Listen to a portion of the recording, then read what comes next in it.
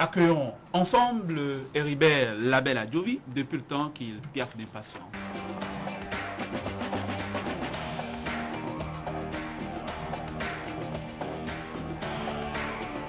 Heribert, bonjour. Bonjour Winner ABC, chers téléspectateurs, bonjour. Qu'est-ce qui se passe réellement au Niger? Cette question donne désormais de l'insomnie à toutes les chancelleries présentes à Niamey.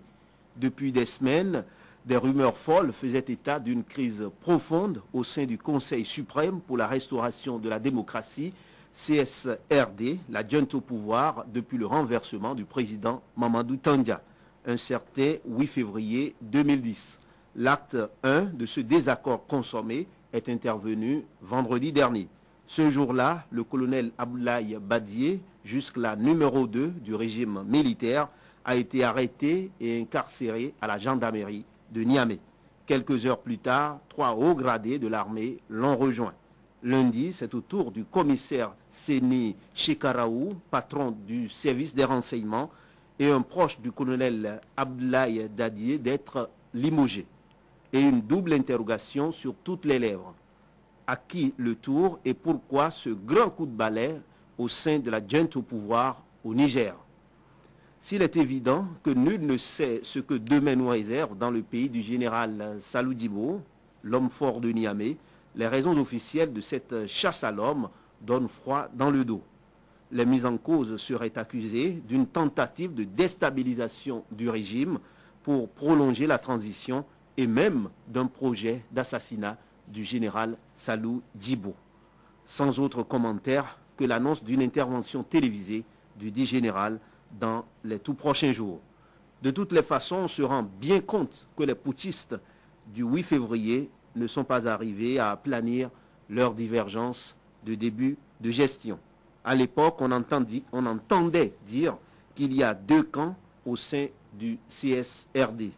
Ceux qui veulent simplement conduire une transition rapide vers le retour à la démocratie, le général Salou Djibo en ferait partie, et ceux qui estiment que la junte doit prendre du temps pour réformer de fond en comble la vie politique nigérienne.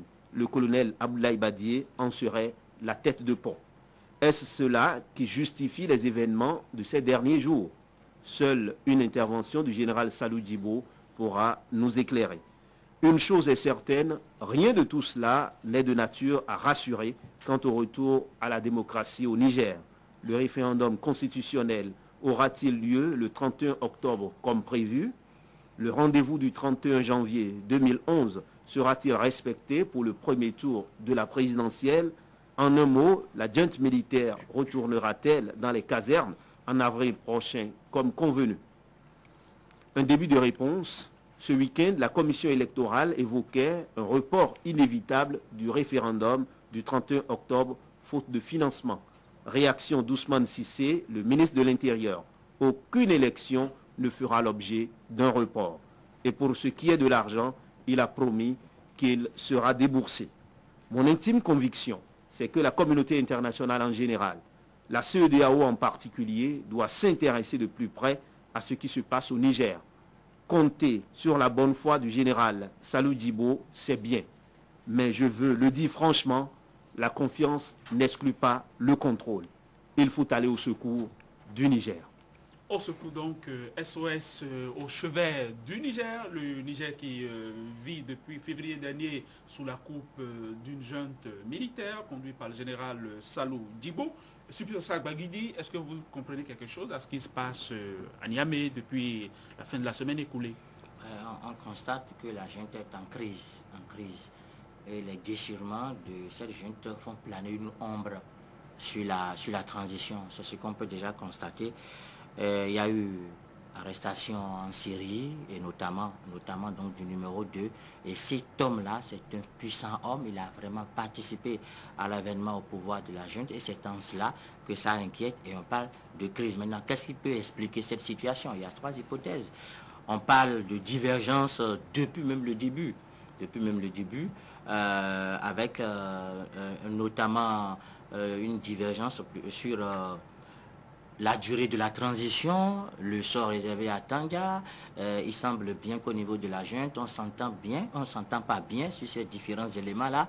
On parle aussi de Badié qui aurait été sanctionné pour corruption, parce que, attention, c'est quand même lui l'intendant des forces armées du pays.